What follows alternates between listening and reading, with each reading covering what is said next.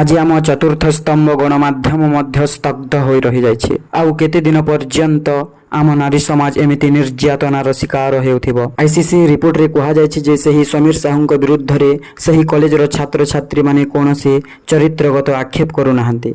हेले काहेकि करू नाहंती सही विषय रे मध्य आईसीसी तदंत करिबा दरकार।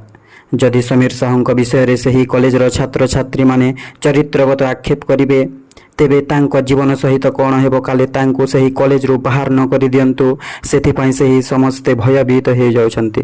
आज आमे देखिबा आम सौम्याश्री भौणी सहित घटिथिबा घटना विषय रे। धन्य रे गणमाध्यम शेषरे तांको मशाणी को ठेली देलु। से जीवंत थेला समय रे कहूथिले जे से गणमाध्यम को आसी न थांते, केवल न्याय मिलिबा पई से आसीथिले। हेले तांको कथा केही भी सुनिले नाही। सही वीडियो रे से भौणी जनक स्पष्ट भाव रे कहउछंती जे सही समीर साहू विरोध रे जहा भी लिखा होइछे ताकू बदलाइबा को षडयंत्र चलीछे। आज एमिति ही घटिछे। आईसीसी रिपोर्ट रे कहा जाउछि जे सही कॉलेज रो छात्र छात्री तांको विषय रे कोनोसी चरित्रगत आक्षेप करू नाहंते। ओ मध्य कहा जाउछि जे सही समीर साहू फेवर मागिबार कोनोसी प्रमाण काहा पाखरे नाही।